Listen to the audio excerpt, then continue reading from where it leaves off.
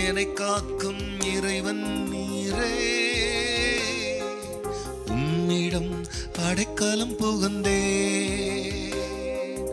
என்னையாலும் தலைவர் நீரே, உம்மை அன்றே ஆசை வேறில்லை. என்னையாலும் தலைவர் நீரே, உம்மை அன்றே ஆசை வேறில்லை.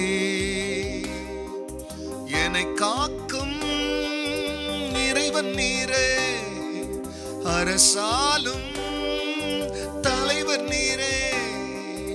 என்னை காக்கும் இறைவன் நீரே, அரசாலும் தலைவர் நீரே. ஆராதனை உமக்கே, நாளெல்லாம் ஆராதனை. ஆராதனை உமக்கே, நாளெல்லாம் ஆராதனை. கர்த்தருடைய பரிசுத்த நாமத்திற்கு இந்த காலை வேளையிலே மகிமை உண்டாவதாக. ஆண்டவராகிய இயேசு கிறிஸ்துவ நாமத்தில் வாழ்த்துக்கள். கிருபையும் சமாதானமும் உங்களுக்கு பெருகுவதாக. அன்பானவர்களே, இந்த நாளிலே தேவனாகிய கர்த்தர் நமக்காய் கொடுக்கின்ற அவருடைய வாக்குறுதியானது சங்கீதம் 16:6 நேர்த்தியான இடங்களில் எனக்கு பங்கு கிடைத்தது, ஆம் சிறப்பான சுதந்திரம் எனக்கு உண்டு. அன்பானவர்களே, இது இந்த சங்கீதத்திற்கு சொந்தக்காரர் இந்த வார்த்தையை தன்னுடைய வாழ்க்கையின் அனுபவமாக இதை எழுதுகிறார். அப்படி அவர் பாடும் பொழுது அல்லது எழுதும் பொழுது தேவனாகிய கர்த்தர்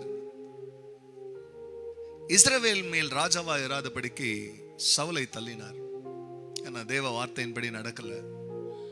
அவருடைய வார்த்தையின்படி நடக்கிற அவர் இதயத்திற்கேற்ற ஒரு ராஜாவை தெரிந்து கொண்டேன் அப்படின்னு சொல்லி ஈசாயினுடைய பிள்ளைகளிலே நீங்க ஒருத்தரை அபிஷேகம் பண்ணனார்.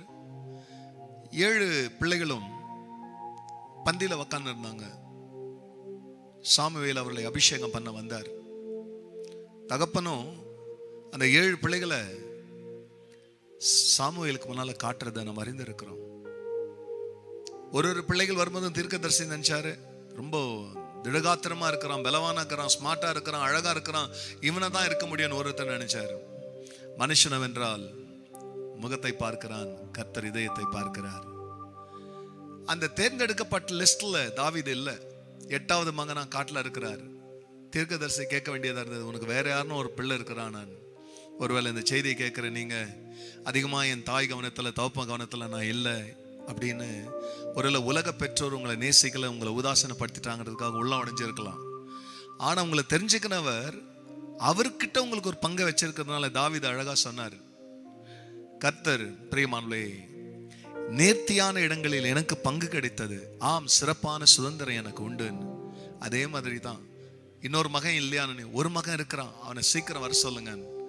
வந்த உடனே பிரியமானவர்களே, இவன் தான் இவனை அபிஷேகம் பண்ணு தாவீதின் சுதந்திரத்தை தாவீதின் கையில கொடுத்தவர். இந்த காலை வேளையில எத்தனை பேர் உன்னுடைய ப்ரொமோஷன்ஸ், எத்தனை பேர் உன் சுதந்திரத்தை, எத்தனை பேர் உன் மேன்மையை திருடணும்னு நினைச்சாலும் உனக்கு கர்த்தர் பிரியமானவர்களே சுதந்திரமா இருக்கும் போது நேர்த்தியான இடத்துல உனக்கு பங்கு கிடைக்கும்.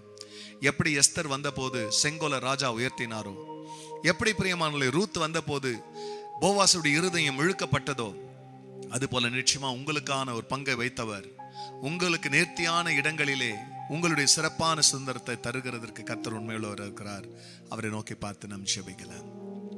ஆமா ஆண்டவரே, எங்க பங்கு எங்க ஆண்டவர் நேர்த்தியான இடங்களில் எங்களுக்கு நீங்க சிறப்பான சுதந்திரத்தை வச்சிருக்கிறீங்க. எந்த பிள்ளைங்கெல்லாம் எனக்கு கிடைக்க வேண்டியதான மேன்மைகள் கிடைக்கலன்னு சொல்லி அழுதுங்களோ, அவங்களுக்கு ஒன்று தெரிவிங்க, நீங்க தான் உங்க மேன்மை, நீங்க தான் உங்க சொத்து, நீங்க தான் உங்க சுதந்திரம், அவங்க கையில் இருக்கிறது இல்லைன்னு. ஆண்டவரே, அப்படி நீங்க அவங்க சுதந்திரமா இருக்கும் பொழுது இந்த உலகத்துல உன் பிள்ளைகளுக்கு வேண்டிய எல்லாவற்றையும் அதை அந்த நேரத்தில் தருவீர். அப்படி கர்த்தர் உன் பிள்ளைகளுடைய ஆண்டவரே சுதந்திரங்களை தருகிறதற்காக நன்றி. எல்லா மகிமையும் கர்த்தர் நேரிடும். நன்மை பெரிய நாமத்தில் பிதாவே, ஆமென். என்னை காக்கும் இறைவன் நீரே, அரசாலும் தலைவர் நீரே. God bless you, church. Have a blessed day. Amen.